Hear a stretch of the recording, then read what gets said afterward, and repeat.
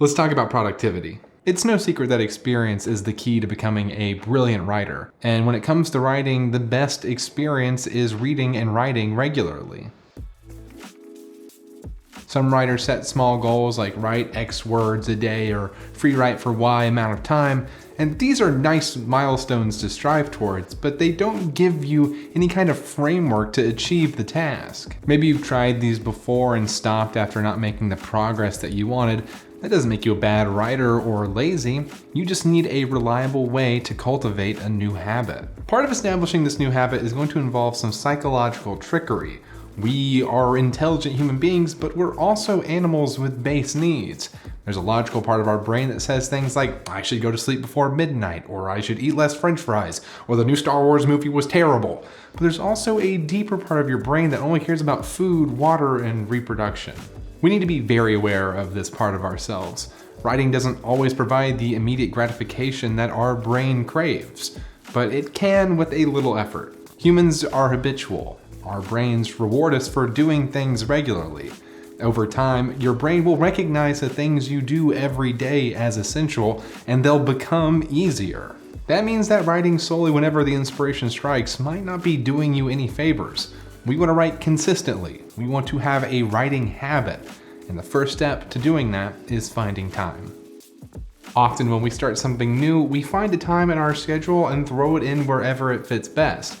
But we don't pay attention to an important question.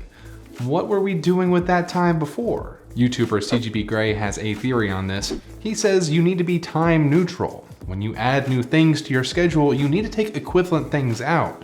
Otherwise, you might just revert to whatever filled that space before. Maybe you have a lot of free time and think this won't really be an issue for you, but we still fill our free time in habitual ways. No matter what your schedule looks like, something will still have to go. Be careful what you choose though. Some habits are stronger than others, so it might be more effective to remove one rather than another. Stay aware of that primitive beast that lurks up here. Here's a personal example. When I was in college, I wanted to start working out regularly. I tried a couple of times to no avail. I would just go whenever it kind of fit into my schedule and never established a consistent workout routine. After a couple of years of false starts, I took a look at my schedule and saw how full it was. Classes, homework, internship, student media filled every moment of my day. I realized if I wanted to get serious about working out, something had to go. At the time, I was working for my university student station doing morning radio, and I decided that my time there was up. I quit the station and decided that early mornings were for the gym. I made a time-neutral change, and it helped me establish a workout routine. It'll take some experimentation to establish a new schedule. We all have different inclinations and habits, and you may need to play around and see what does and doesn't work for you. Stay aware of the things that keep you from writing, plan for them, and adjust accordingly. Then do the same for things you think will help. Your environment, the people you hang out with, and when you plan to write will make an enormous difference in successfully forming a habit.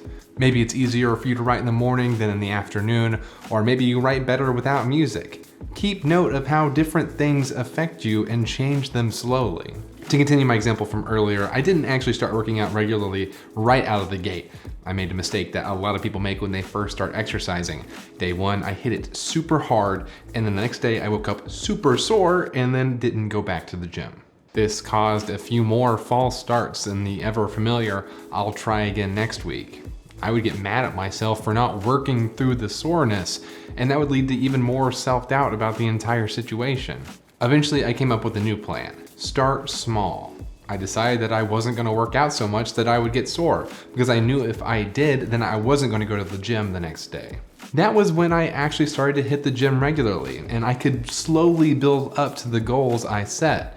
I identified the things that were in the way of what I wanted to do and addressed them. In terms of writing, I know that my phone has often been a big issue. It is a grand distraction. Every notification has the ability to completely derail me. Step one for me was putting this thing into do not disturb mode, and while that was helpful, it didn't completely solve all of my issues. I would still pick up my phone and start scrolling through some app designed to steal my attention. So I downloaded an app that blocked distracting apps on my phone during my writing time, and that helped a lot. Sometimes I disable that app and scroll anyway, but if I'm having a particularly hard time with my phone, then I'll just put it in another room. Even minor things like that help me stay productive. It's important to address the feeling of self-doubt that comes from failing to stick to a new habit. It's inevitable and we all feel it. It's hard to distance self-worth from failures, but if we stay aware of what caused us to fail, then we haven't failed at all. We've learned and we can adapt. In the words of Adam Savage, failure is always an option. Establishing a new habit can be difficult, but if you've been unsuccessful in the past, that doesn't mean you always will be. Take those unsuccessful attempts, identify the issues, and address them. And also, don't be too hard on yourself. Our brains love to hit goals. When we hit a goal that we've set, our brain rewards us with chemicals. And as we start to associate that chemical hit with that task, we become more likely to do it again. When we eat food with a lot of sugar, our brain rewards us with dopamine, so we tend to really like sugar. If you set and reach writing goals, you can trick your brain into rewarding you for writing. This changes your habit from something your logical brain wants to something your primitive brain also craves. It turns writing into sugar. As with anything else, we need to be strategic. People like Stephen King will tell you you need to write 1,000 words a day, but you might be setting yourself up for failure if that's where you start. Start with something manageable and stick to it. Writing 1,000 words a day will no doubt make you a better writer, but not if you can't stick with it. When it comes to setting goals, it's important to be somewhat conservative. If you set goals that you are unlikely to achieve, then you're going to get the opposite of the desired effect. Your brain will start to associate the failure of not hitting goals with writing and will disincentivize you from doing it. You should start with a manageable goal and then increase it over time. Then you can work your way to 1,000 words a day or whatever you want your writing goal to be. For setting goals and training your brain, there are some types of dopamine hits we want to avoid entirely because they can keep you from writing. One of these bad hits can be telling people about your ideas before you actually sit down and write them. If you have a cool idea for a book and you tell someone whose opinion you respect and they say something like, "Oh my gosh, that's a great idea for a novel," then you immediately get a dopamine hit and you've lost. You just got your dopamine bump and you are less likely to write that day. We don't want to train our brains to like talking about our ideas. We want to train our brains to like writing. The positive reinforcement of someone telling you how cool your book idea is can be incredibly damaging and might actually derail you. Too much positive reinforcement can disincentivize actually doing the work. In the same vein, if you tell someone your idea and they don't reciprocate your enthusiasm, then it might make you feel bad. Some people thrive in the face of adversity and use it as fuel to propel themselves forward, but others might abandon the project entirely. Learn how your brain responds to adversity and use it to your advantage. If you're stuck, then talking about your story and workshopping is a great idea. Those conversations just need to be productive though, not just affirmations. They need to lead to a new place of fresh understanding about your story. But sometimes people don't want to talk about their stories because they're stuck. They want to talk about it for easy dopamine. Oh my gosh, you're writing a book. I love That's that so idea. Cool. I could never write a book. Oh Very my gosh, impressive. you're writing a book? I could so never cool. write a book. That's so Wow. These can kill your momentum. If you constantly struggle to sit down and write and just want to tell people about your story, you're craving cheap brain chemicals, not productive ones. It's like choosing between a bowl of ice cream and baking a pan of brownies. It's easy to pull out the tub of ice cream and just scoop it into a bowl, but brownies have like 1,000 different things that you have to do. With brownies, you have eggs, flour, chocolate, everything else that goes in brownies, and none of those ingredients are as delicious on their own as they are when they are in brownies. If you have a whole bowl of ice cream, you're not gonna wanna take the time to make brownies from scratch. If you're struggling to sit down and put words on the page, stop talking about your project in its infancy and wait until it's done. Save that excited conversation for when you're stuck or are having a low day and need a pep talk. It'll make those brownies even better, and without the ice cream, all that work that you put into those brownies is going to be so much more rewarding. Be selfish about your writing. It's yours. If you're struggling to hit those goals, then keep your story to yourself until it's ready to share with everyone.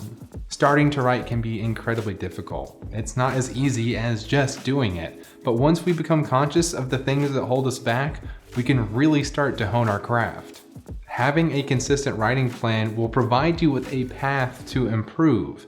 make time, address roadblocks, and set goals. Thanks for watching. Hey, if you learned anything from this video, make sure you leave a like and subscribe. Leave a comment if you have any questions. And next time we are going to be talking about setup and payoff. Thanks again for watching. You're the best. This video is brought to you by Campfire Pro. Keeping track of your story and world building can make writing more difficult. Campfire Pro is the perfect tool to avoid that roadblock. Keep all of your story's information in one place in a visually satisfying way so that you can write faster. Try Campfire Pro's 10-day free trial.